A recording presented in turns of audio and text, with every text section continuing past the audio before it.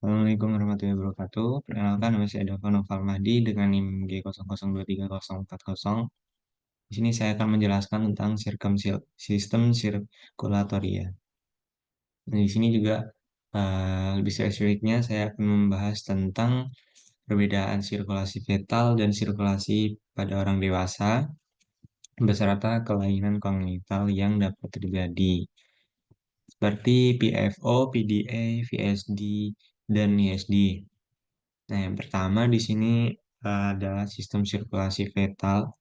Jadi sistem sirkulasi fetal itu sistem yang uh, berlangsung di dalam rahim sebelum kelahiran.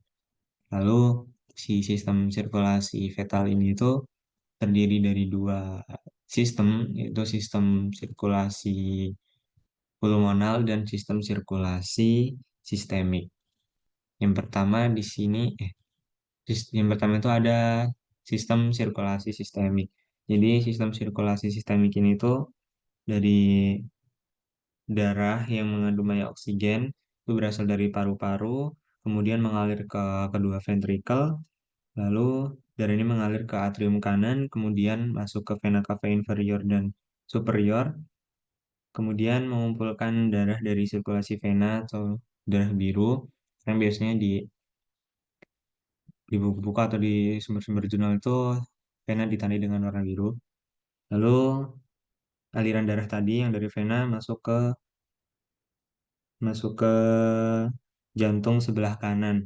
Setelah itu ada katup mitral. Katup mitral itu dia memiliki dua daun, kemudian katup lainnya itu ada tiga daun atau tiga leaflet. Kemudian yang sirkulasi pulmonal. Sirkulasi pulmonal ini tuh dimulai dari darah ke aorta, darah mengalir ke aorta, kemudian mengalir ke paru-paru. Paru-paru ini tidak berfungsi sebagai alat pertukaran gas. Pertukaran gas ini dilakukan oleh plasenta. Kemudian pembentukan darah ini dimulai sejak minggu ketiga dan bertujuan agar eh, embrio ini dapat tersuplai oksigennya dari ibu. Kemudian darah mengalir dari plasenta ke janin itu melalui vena umbilicalis yang nantinya akan dihisap ke paru-paru dan kebutuhan nutrisi dipenuhi oleh makanan yang dicerna dengan sistem pencernaan sendiri. Lanjut ke sirkulasi dewasa. Dan sirkulasi dewasa ini sudah biasanya sudah sering dibahas. Yang pertama itu venanya dari vena aliran darah itu masuk dari vena cava inferior dan superior. Lalu masuk ke atrium kiri. Dari atrium kiri ini dia melewati katup tricuspid. Kemudian dari katup tricuspid masuk ke ventrikel kiri. Maaf ini tadi dari atrium kanan, lalu masuk ke tricuspid, lalu ventrikel kanan, terus dari ventrikel kanan masuk ke melewati katup katup pulmonal, terus lewat ke arteri pulmonal, dia masuk ke paru-paru. Setelah dari paru-paru jadi pertukaran gas di sini, lalu ke melewati ke apa vena pulmonal, lalu masuk ke atrium kiri.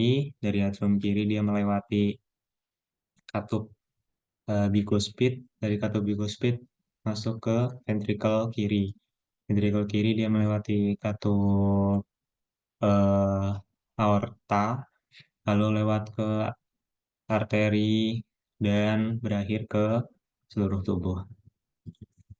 Nah, di sini untuk kelainannya ada empat, tadi sudah disebutkan, yaitu ada PSD atau ventricular septal defect. Jadi si PSD ini itu adalah kelainan perkembangan atau pembentukan septum interventrikular selama morfogenesis jantung embriologis yang kompleks dan menyebabkan adanya lubang abnormal di septum interventrikular. Lalu yang kedua ada PFO atau patent foramen oval. Jadi si foramen oval ini harusnya itu menutup, Lalu karena tidak menuntut tadi, akhirnya kan harusnya tadi berkembang menjadi fossil. Terus karena tidak jadi berkembang, akhirnya ada lubang di antara atrium kiri dan kanan atau di ruang atas jantung.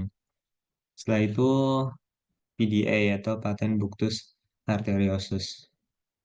Jadi si perkembangan ductus arteriosnya ini gagal berkembang menjadi ligamentum arteriosum atau suatu kelainan pada pembuluh darah ductus arteriosus yang gagal menutup setelah bayi lahir.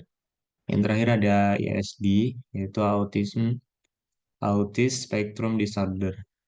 Ini itu adalah kelainan perkembangan sistem saraf pada seseorang yang dialami sejak lahir maupun saat masa balita. Karakteristik dari ISD ini tuh adalah eh, kesulitan dalam membina hubungan sosialnya atau introvert mungkin ya. Mungkin itu saja dari saya. Mohon maaf jika masih banyak kalimat-kalimat yang saya ucapkan salah. Assalamualaikum warahmatullahi wabarakatuh.